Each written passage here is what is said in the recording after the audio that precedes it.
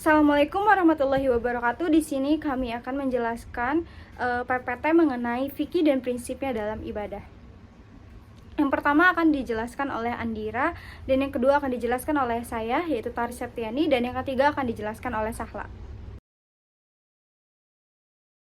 Tujuan kami membuat video ini adalah untuk memenuhi tugas ujian tengah semester genap, yaitu semester 2, dengan jenis ujiannya adalah take home, yaitu membuat video mengenai materi yang sudah dijelaskan pada saat presentasi sebelum UTS ini berlangsung. Di sini saya akan menjelaskan sedikit materi mengenai ibadah. Agama merupakan sistem keyakinan dan ibadah yang menjadi dasar moral dan spiritual bagi manusia dalam menjalani kehidupan. Dalam konteks Islam, agama bukan hanya sebatas kepercayaan, tetapi juga panduan hidup yang lengkap dan menyeluruh, mencakup aspek akidah atau keyakinan, syariah atau hukum, dan akhlak atau perilaku. Di antara komponen penting dalam ajaran Islam adalah ibadah, yang merupakan bentuk pengabdian dan kepatuhan total seorang hamba kepada Allah Subhanahu wa taala. Ibadah dalam Islam bukanlah sekedar aktivitas atau ritual, tetapi merupakan manifestasi dari keimanan yang mendalam. Oleh karena itu, pelaksanaan ibadah tidak boleh dilakukan secara sembarangan atau semaunya sendiri. Setiap ibadah harus dilandasi oleh dalil syar'i yang sahih dan mengikuti tuntunan yang diajarkan oleh Rasulullah SAW, baik melalui Al-Quran maupun hadis-hadis yang sahih. Hal ini karena Allah Subhanahu wa taala telah menentukan bentuk waktu, syarat dan tata cara ibadah yang harus ditaati setiap muslim. Adapun pengertian fikih ibadah. Pertama, ada pengertian fikih. Secara etimologis, fikih berasal dari kata bahasa Arab yang berbunyi faqaha, yang berarti memahami secara mendalam. Dalam istilah syar'i, fikih diartikan sebagai ilmu yang membahas tentang hukum syariat Islam yang bersifat amaliyah atau praktis yang diambil dari dalil-dalil yang terperinci atau tafsili. Dengan demikian, fikih ibadah adalah bagian dari fikih yang secara khusus membahas tentang hukum, tata cara, dan syarat-syarat ibadah yang dilakukan oleh seorang muslim berdasarkan dalil dari Al-Quran, hadis, ijma, dan qiyas. Adapun yang kedua, pengertian ibadah. Secara bahasa, ibadah berasal dari kata abada, ya'budu, dan ibadatan, yang berarti merendahkan diri, tunduk, dan patuh. Dalam konteks agama Islam, ibadah berarti segala bentuk penghambaan kepada Allah Subhanahu wa taala yang dilakukan dengan penuh kepatuhan, keikhlasan, dan mengikuti syariat yang telah ditetapkan. Secara terminologi, ibadah terbagi menjadi dua bentuk pengertian. Yang pertama, ibadah dalam arti umum. Semua perbuatan yang dilakukan seorang muslim yang bersifat mubah atau halal dan diniatkan untuk mendekatkan diri kepada Allah Subhanahu wa taala, seperti bekerja, belajar, dan berinteraksi sosial jika disertai dengan niat ibadah. Yang kedua, ibadah dalam arti khusus adalah perbuatan ritual yang telah ditentukan tata cara, waktu, dan syaratnya secara spesifik dalam syariat, seperti sholat, zakat, puasa, haji, kurban, akidah, dan nazar. Ibadah jenis ini harus dilakukan sesuai dengan tuntunan Rasulullah SAW dan tidak boleh ditambah-tambahi atau dikurangi. Dan yang terakhir, ada dasar hukum ibadah. Dasar kewajiban ibadah dalam Islam ditegaskan oleh firman Allah yang artinya, dan aku tidak menciptakan jin dan manusia melainkan supaya mereka menyembahku. Quran Surat Az-Zariyat ayat 56.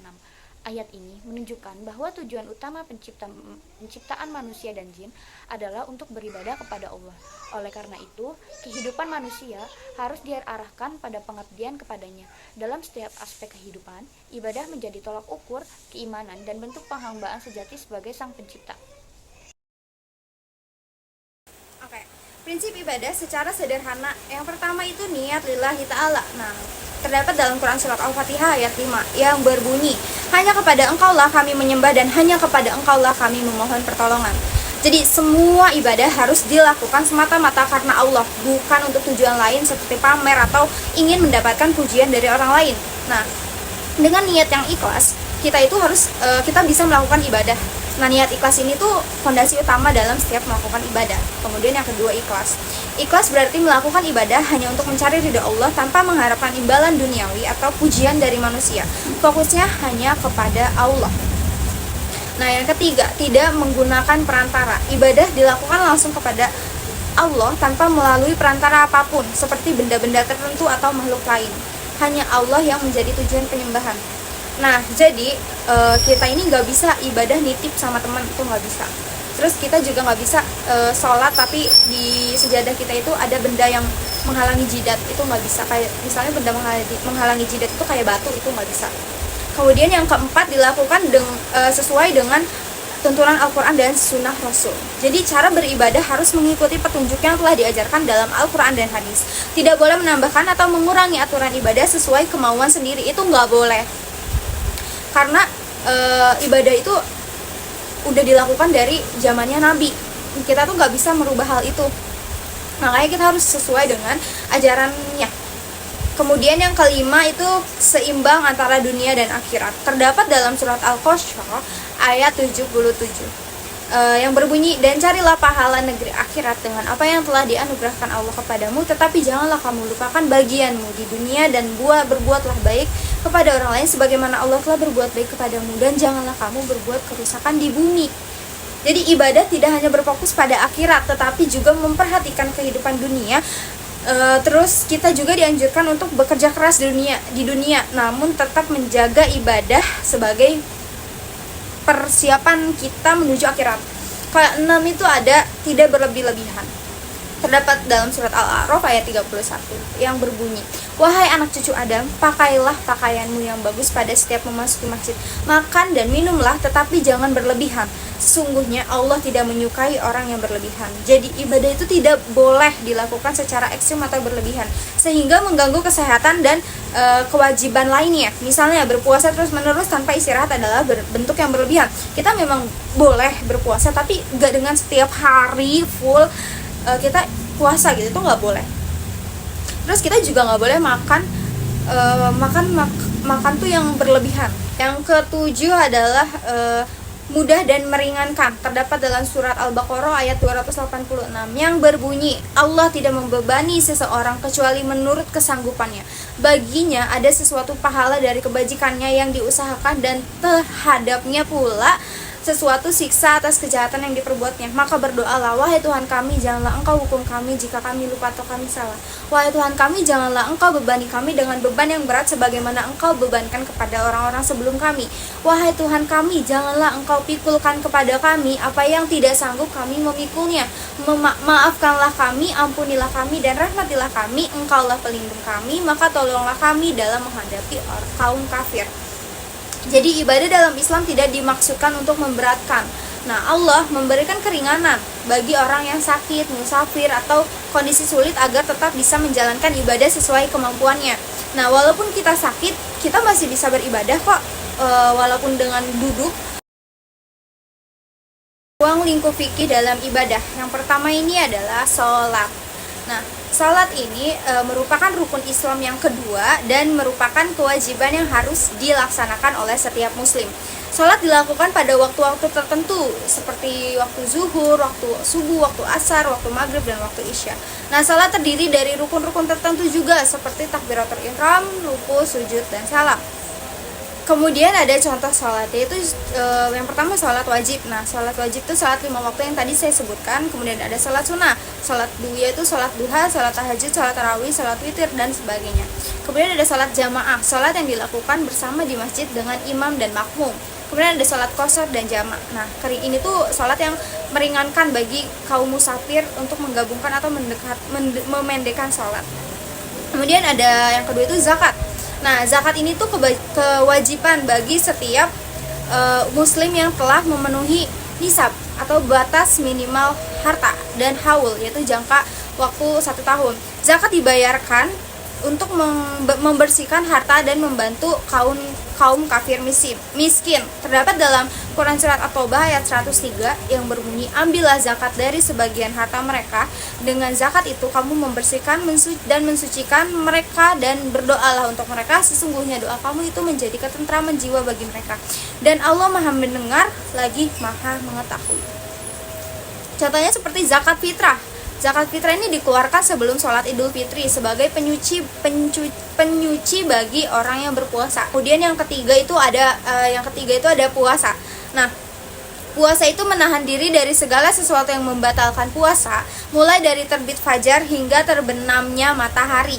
Nah, tujuannya adalah untuk meningkatkan ketakwaan kepada Allah. Terdapat dalam Quran surat Al-Baqarah ayat 183 yang berbunyi, "Wahai orang-orang yang beriman, diwajibkan atas kamu berpuasa sebagaimana diwajibkannya atas orang-orang sebelum kamu agar kamu bertakwa." Contohnya seperti puasa wajib. Puasa wajib itu seperti puasa Ramadan atau puasa denda kafarat ya. Terus puasa nazar juga. Kemudian ada puasa sunnah, yaitu kayak puasa Senin Kemis, terus puasa Arafah, puasa Asyura. Kemudian ada yang keempat itu ada haji.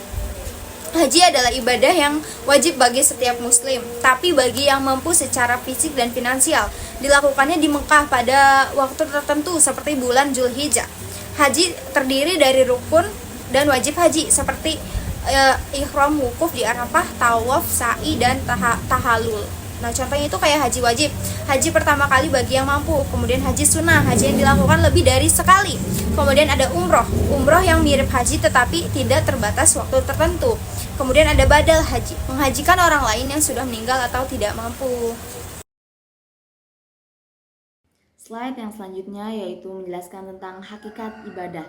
Dalam Islam, ibadah memiliki makna yang sangat dalam dan luas. Secara bahasa, ibadah berarti merendahkan diri dan tunduk. Sedangkan secara istilah dalam syariat Islam, ibadah adalah segala bentuk ketaatan dan pengabdian kepada Allah Subhanahu wa taala yang dilandasi oleh ketundukan dan kecintaan yang mendalam. Ada dua hal penting dalam ibadah. Yang pertama, tunduk kepada Allah.